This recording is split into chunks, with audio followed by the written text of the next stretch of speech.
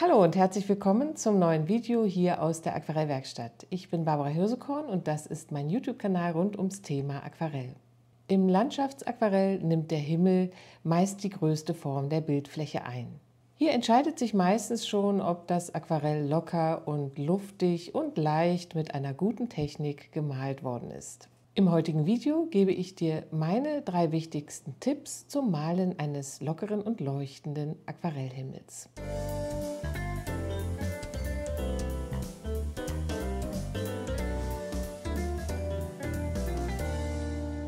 Bei einem leuchtenden Sommer-Wolken-Aquarellhimmel ist es ja so. Man sieht sehr deutlich im Bild, ob der Himmel flüssig und locker gemalt wurde oder ob man mit vielen, auch überflüssigen Strichen nochmal und nochmal in die Fläche hineingegangen ist und das Bild dann immer fester wird. Am schönsten wirken für mich Aquarellwolken immer, wenn man den Himmel flüchtig malt und wenige Striche mit Schwung einsetzt. Die heute verwendeten Materialien sind folgende Farben: Kobaltblau, Zylinblau von der Firma Winsor & Newton, Ultramarin Feinst von Schminke, Alizarin Karmesin Sienna gebrannt von Winsor & Newton, Green Appetite Genuine von Daniel Smith und Perylane Green von Schminke. Ich arbeite auf Baumwollpapier der Firma Arches, Grain Fin 300 Gramm. Das Format ist ungefähr DIN A4.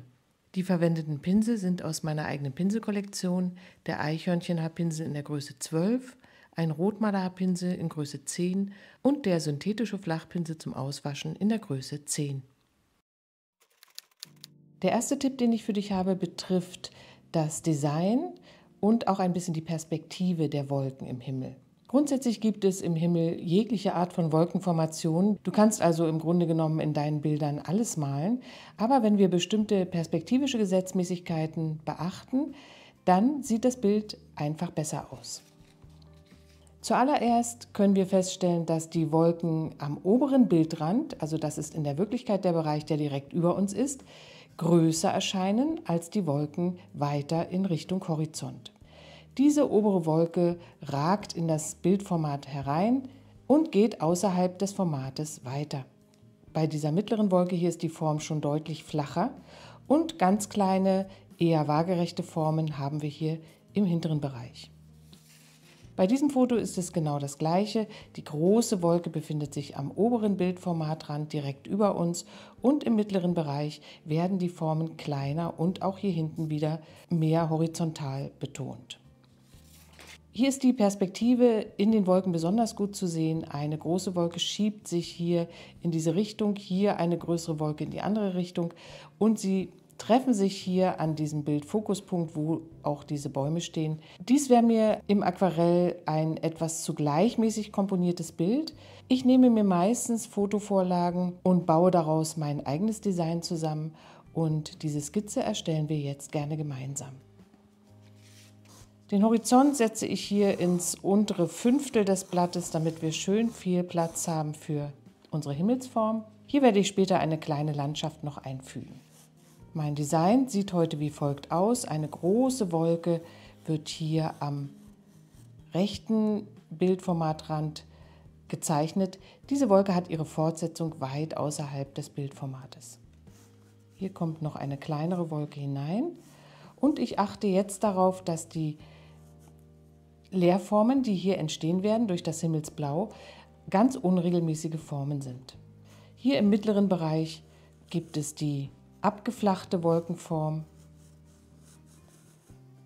in dieser Art vielleicht, und hier im Horizont kleinere, waagerechte Wolkenformen. Die Wolken, die wir jetzt hier gut aufs Papier gezeichnet haben, haben dann auch einen Wolkenschatten. Den schraffiere ich jetzt hier leicht, nur um ihn einmal anzudeuten. Das ist der Bereich, der dann dunkler gemalt wird und oberhalb dieses Wolkenschattens lasse ich in der Wolke papierweiß stehen. Wenn ich jetzt diese Zeichnung soweit fertiggestellt habe, achte ich noch einmal auf die Leerräume. Sind sie ungleichmäßig und in verschiedenen Formen dargestellt, bilden sie eine interessante Wegführung durch den Himmel, wie zum Beispiel jetzt hier zwischen diesen Wolken. Das sind wichtige Designfragen, die geklärt werden müssen, damit dein Wolkenhimmel dann auch wirklich interessant und schön aussieht. Der zweite Tipp zum Malen des lockeren Aquarellhimmels betrifft die Pinseltechnik. Ich male einen solchen Himmel am liebsten auf nassem Papier mit weichen Verläufen. Die Wolken, die wir am Himmel sehen, sind meist keine scharf umrandeten Silhouetten. Manchmal gibt es das auch, aber meistens sind es sehr weiche, duftige Formen, die wir da am Himmel sehen können. Außerdem sind die Wolken oft in schneller Bewegung und eine gewisse Unschärfe erzeugt auf dem Bild die Illusion von Bewegung. Für uns bedeutet das, dass wir unser Papier zunächst mit klarem Wasser anfeuchten. Wenn ich jetzt den Himmel male, fange ich mit den Schatten der Wolken an. Das mag am Anfang etwas verwirrend sein, weil die Wolke entstehen soll, ohne dass ich das Himmelsblau vorher festgelegt habe, hat aber einfach den technischen Vorteil, dass ich die weichsten Verläufe am Anfang erreichen kann, wenn das Papier noch wirklich nass ist. Das Papier wird ja im Verlauf des Malprozesses trocknen und wenn ich dann an der Oberkante der Wolke, da wo die Wolke weiß bleibt und sich das Himmelsblau anschließt, hier an diesem Bereich, harte Kanten bekomme, weil das Papier schon trocken ist das nicht so störend, als wenn hier in diesem Schattenbereich der Wolke, wo es so viele kleine Farbigkeiten gibt, wenn hier eine harte Kante zu finden wäre. Also, der erste Schritt ist der Wolkenschatten und hier fange ich an zu malen, wenn das Papier noch leicht glänzt, sich die Feuchtigkeit so langsam vom Papier verabschiedet und ich arbeite jetzt mit einer Graumischung aus Ultramarinblau, Alizarin-Karmesin und Sienna gebrannt und das Ganze, sehr wichtig, mit einem fast trockenen Pinsel. Es ist also eine Abwandlung der bekannten Nass-in-Nass-Technik, die ich eher als fast trocken auf Nass-Technik bezeichnen würde. Ich mische mir die Farbpfütze an und sorge dann noch einmal dafür, dass der Pinsel im vorderen Bereich wirklich wenig Wasser hat, damit ich jetzt einen weich verlaufenden Wolkenschatten bekomme. Die Farbe wird ab und an variiert und die Pinselbewegungen sind sehr energisch und variabel.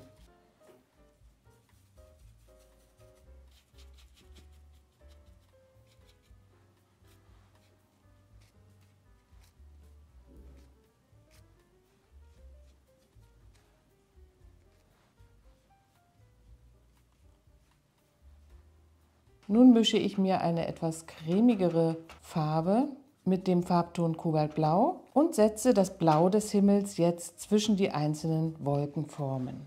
Dabei spare ich die weißen Bereiche oben an der Wolke aus und versuche die blaue Form möglichst glatt zu schließen. Hier ist jetzt etwas Ultramarinblau dabei. Wichtig ist hier oben der fransige Rand an der Wolke selbst.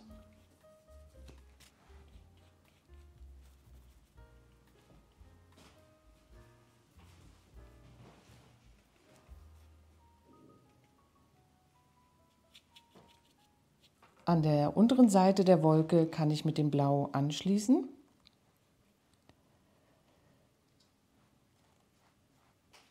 Denn hier trifft der Wolkenschatten direkt auf das Himmelsblau.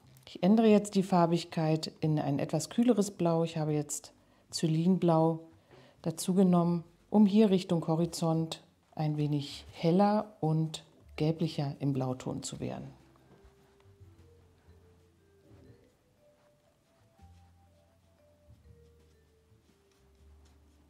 Mein Himmel kann jetzt einmal komplett durchtrocknen und ich zeige dir jetzt mal ein ganz anderes Bild. Unser nächster Live-Malabend hier auf YouTube wird mit diesem Motiv gemalt werden. Und zwar ist das ein Live-Malabend am 24. Juni 2025 um 19 Uhr, an dem ich in Echtzeit dieses Motiv malen werde.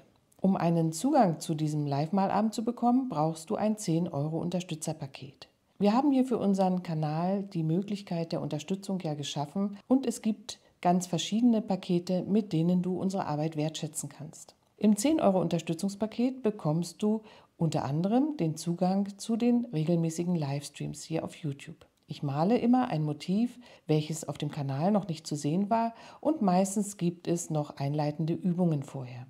Der Abend dauert ungefähr 2 Stunden und er wird aufgezeichnet, und in dem Moment, wo du eine Mitgliedschaft abschließt, hast du auch gleich Zugriff auf alle vergangenen Abende. Ich glaube, diese Live-Abende sind eine sehr gute Sache, wenn du dich mit dem Thema Aquarell besonders intensiv auseinandersetzen möchtest. Vielen, vielen Dank an alle, die beim Unterstützerprogramm schon dabei sind. Ihr helft uns wirklich sehr, hier unsere Kosten zu decken und jede Woche einen neuen Film zum Thema Aquarellmalerei für euch herauszubringen. Bestimmt wird das wieder ein ganz toller Abend mit diesem nächtlichen Venedig-Motiv. Ich freue mich schon drauf. So, mein einfacher Aquarell-Sommerwolkenhimmel ist jetzt schon fertig und ich werde gleich hier unten noch eine kleine Wiesenlandschaft andeuten. Vorher mein Tipp Nummer 3 für dich, der sich aus dem bisher Gesehenen eigentlich schon ergibt. Tipp Nummer 3 ist: Arbeite schnell und zügig mit wenigen Strichen. Ein Himmel wirkt meiner Meinung nach im Aquarell nur dann wirklich gut, wenn er schnell und zügig und mit einem Rutsch gemalt ist. Ich würde nicht noch einmal zurückgehen in eine Fläche, mit der du vielleicht nicht ganz zufrieden bist, wo die Farbe oder der Tonwert der Wolke noch nicht ganz stimmt. Meistens sorgen diese Korrekturen eher für feste Stellen im Bild oder es entsteht eine Wasserausblühung, die vielleicht an dieser Stelle nicht gewünscht ist. Ich würde immer in dem Fall dazu raten, ein neues Blatt Papier zu nehmen und wieder einen neuen Versuch zu starten, einen perfekten Himmel zu malen. Schnelligkeit ist dabei wirklich eine ganz wichtige Sache. Der 3. Tipp ist also vielleicht der wichtigste Tipp: Schnell und mit möglichst wenigen Strichen deinen Himmel zu malen. Eine kleine Sommerwiesenlandschaft werde ich jetzt hier noch andeuten. Und zwar haben wir ja einen leicht bewölkten Himmel und auf meiner Wiese oder auf meinem Feld hier wird es sonnige Bereiche und schattige Bereiche geben.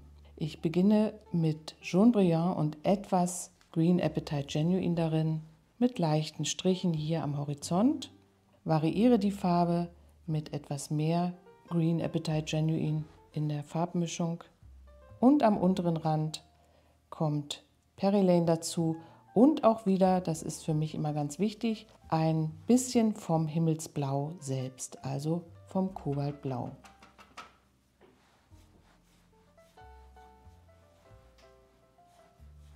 Das schafft eine harmonische Verbindung zum oberen Bildbereich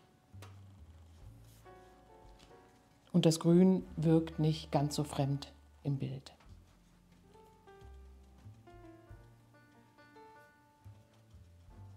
Ein paar kleine Spritzer mit dem synthetischen Pinsel, der jetzt hier nur mit Wasser gefüllt ist, deuten kleine Blumen hier auf der Wiese an und sorgen im Vordergrund nochmal für Struktur.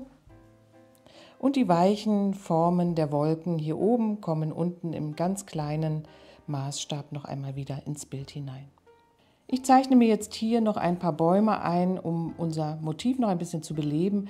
Eigentlich ging es hier im Video nur um die Himmelsgestaltung und ich empfehle dir wirklich, den Himmel zunächst vielleicht ohne Landschaft mehrere Male zu trainieren. Die Flächen für die Baumkronen, die ich gleich malen werde, feuchte ich mit dem nassen Pinsel etwas an, um gleich in diesem Bereich schöne weiche Verläufe zu bekommen. Jetzt arbeite ich mit den Resten meiner Grünmischung hier und etwas lichter Ocker mit flach gehaltenem Pinsel.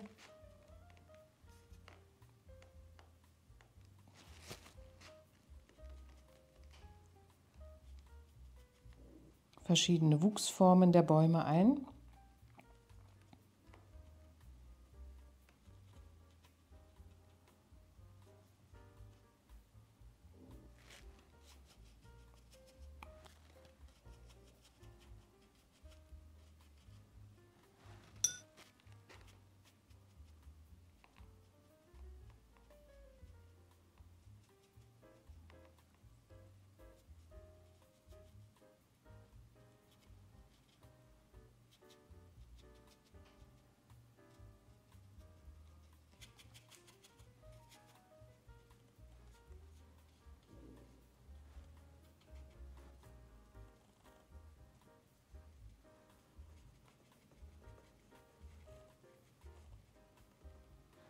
Hier auf der linken Seite füge ich noch einen kleinen Busch ein, um die Formen etwas besser auszubalancieren.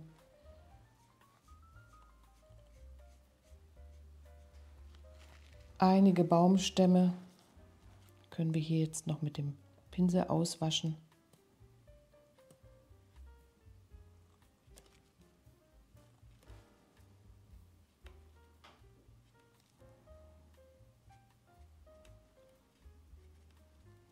Das war meine kleine Sommerlandschaft, die jetzt vor allen Dingen dir zeigen sollte, wie man einen lockeren Aquarellhimmel malt. Ich empfehle dir, fang erst einmal in kleineren Formaten an. Vielleicht malst du eine Serie von 5 bis 7 Bildern, variierst die Form der Wolken etwas und lässt die Landschaft gleich oder variierst auch die Landschaft dabei. Jedenfalls solltest du mit einem kleineren Format anfangen, vielleicht DIN A4, und die ganz großen Himmelsbilder vielleicht erst dann beginnen, wenn du dich mit dem kleinen Format schon wohlfühlst. Ich zeige dir einige kleine Himmelsbilder, die ich in meinen letzten Kursen gemalt habe, als Inspiration. Die Wolkenform wird jedes Mal ein bisschen anders. Am besten sehen sie aus, wenn man auf die Vorzeichnung komplett verzichten kann.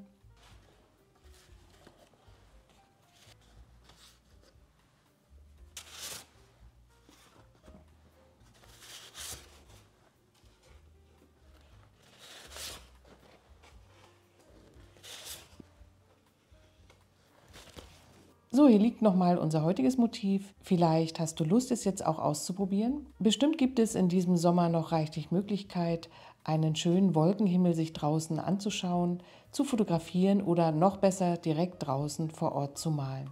Dabei wünsche ich dir viel Spaß. Ich freue mich, wenn du unter dem Video einen netten Kommentar für mich hinterlässt oder den Daumen hoch. Darüber freue ich mich natürlich auch immer besonders. Wir sehen uns gerne hier wieder in der nächsten Woche mit einem neuen Film rund ums Thema Aquarell. Bis dahin, tschüss.